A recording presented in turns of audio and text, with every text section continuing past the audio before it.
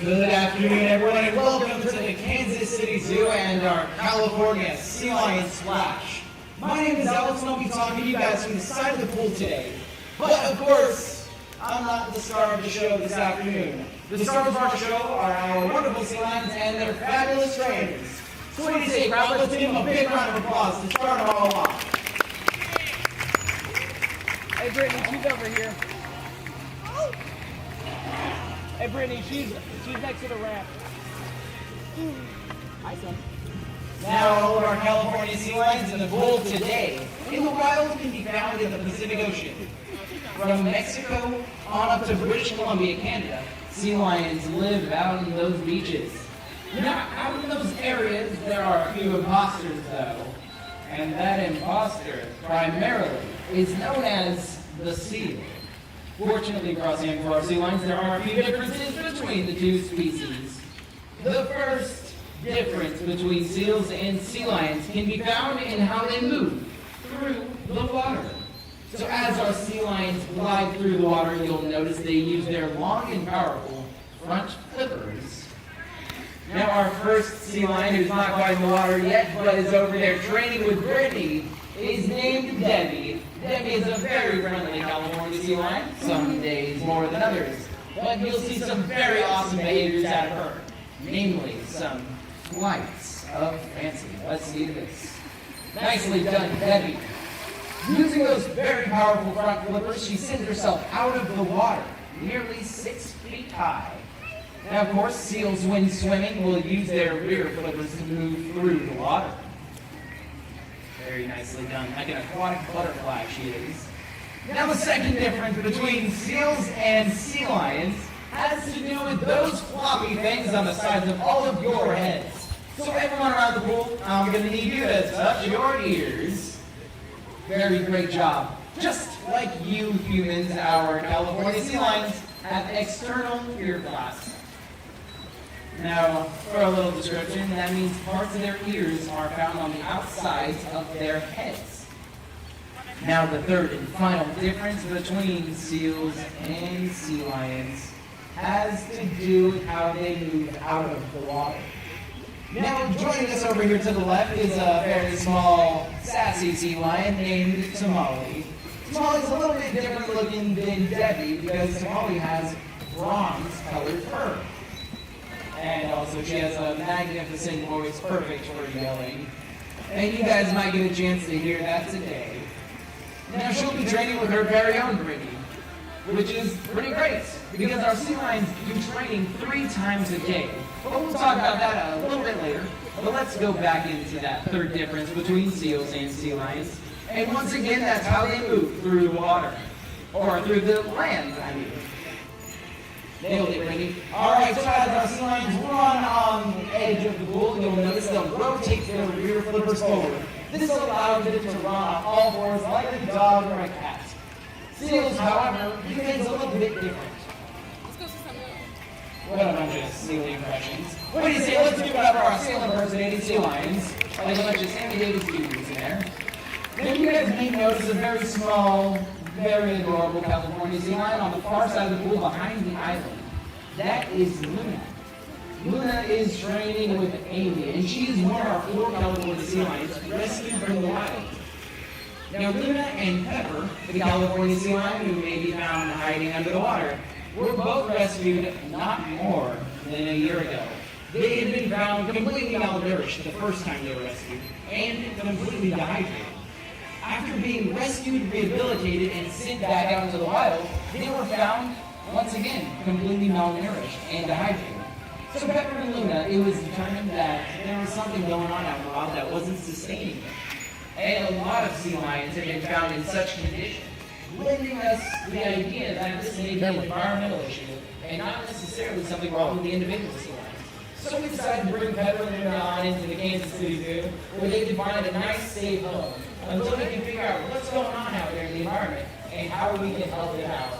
But for now, let's give Debbie a round of applause for that great training session she did. Great, scoot over. Now in swimming, sea lions can hold their breath for up to 10 minutes. This allows them to dive up to 900 feet beneath the ocean surface. They can even reach maximum speeds of up to 25 miles per hour. And how they do this is through a technique known as porpoising. Porpoising is also a great way for our sea lions not only to beat fish, but also to escape their predators. Now, Tamale's giving you a hint as to what the predators of the California sea lion are. And, you know, I'm tired of talking. I want to hear you guys. I want to hear your voices. Who out there thinks they know what the predators of the California sea lion are? Shout it out as loud as you can. You're in sharks. And let's not forget about those orcas, also known as killer whales. Fortunately, our ladies in the pool don't have to worry about those predators, so they'll tend a little bit longer than sea lions do wild. The average lifespan of sea lions is roughly 25 years. And our girls have something else that wild sea lions don't, and that's an excellent veterinary staff keeping them healthy. They also keep themselves healthy by participating in their own healthcare. As Tamale is training, you're going to notice that she'll present various body parts, allowing us to look over her flippers, her back, her stomach, and even in her mouth. Very nicely done, Tamale.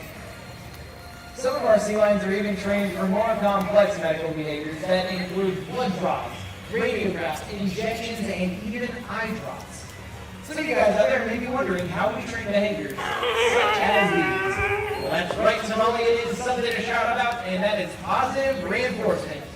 One more time, be proud, that's positive reinforcement. That's right, you can give a round of applause because our zookeepers aren't working for fish today. Now, positive reinforcement means that if you do something good, you get something good. And our sea lions definitely think fish is good, so we give them that as a positive reinforcement reward. How we'll begin these behaviors is we'll ask our sea lions to touch their noses to the end of the target pole, which you'll see Brittany and Sunshine using to our right. And when she does so, she'll hear a whistle, which means she did the behavior correctly and that she can expect a reward soon after. In no time, our sea lions, that's right, Tamale, are able to do the behaviors with use of only a gesture, just like all of them are doing for you now. Now, these behaviors not only are not limited to medical behaviors, but they also include fun behaviors. And you might get a chance to see some pretty fantastic ones today. And they can include anything from the ball jump that you might see, or the hoop jump that our sea lions will do on occasion. Now, these are all extensions of the natural behaviors sea lions would do in the wild. And by training these behaviors, it's a great way for us to keep them mentally stimulated and also nice and fit. Give them a little bit of extra exercise. Very nice jumping jacks, Tamale. And no touches. Very well done. Now, the most important reason for the community of our sea lions splash is not only for the sake of our sea lions, but it also is great for the education of all of our guests, meaning you guys.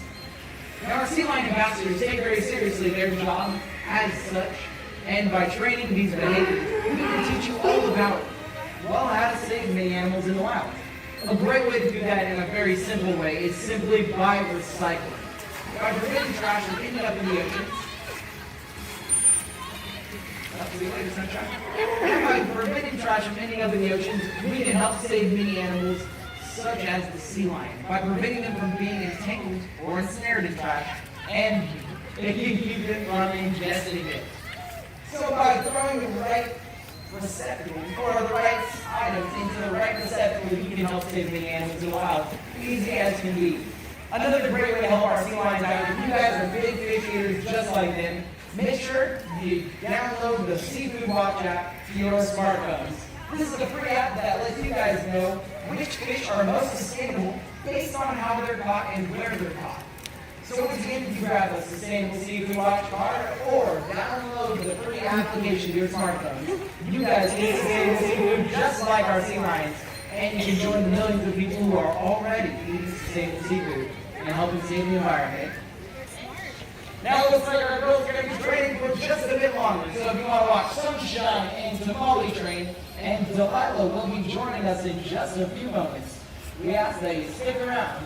And once Delilah comes out, I'll reintroduce her and I'll talk about her marine rescue a little bit later. So how about we give up our round of applause for our sea lions and our keepers to close off.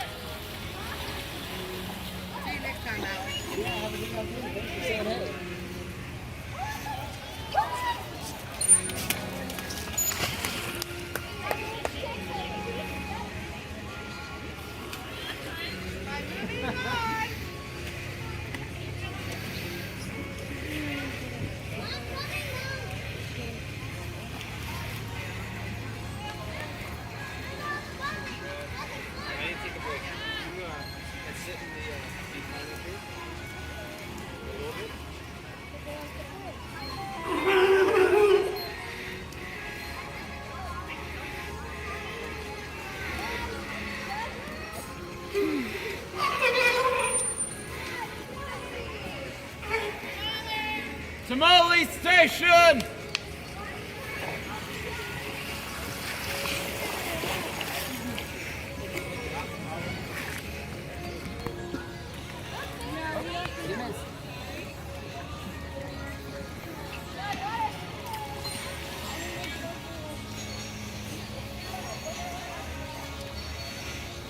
Good job, Tamale, you're done.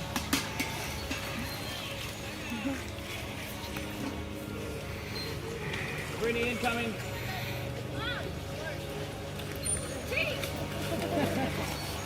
Tamale, you're done.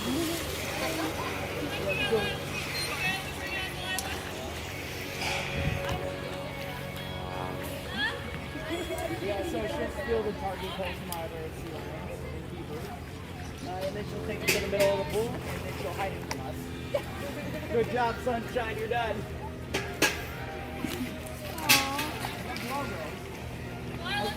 All right, thank you.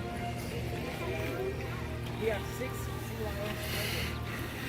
Yeah, so you have Pepper and Luna, the pups. Delilah! And Sunshine, who are our oldest. Got it. Here you go.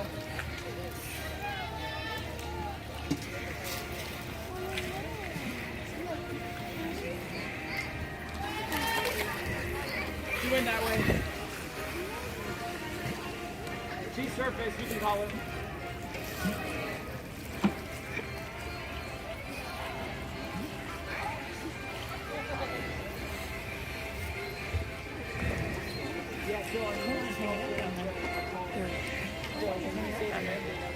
Remember?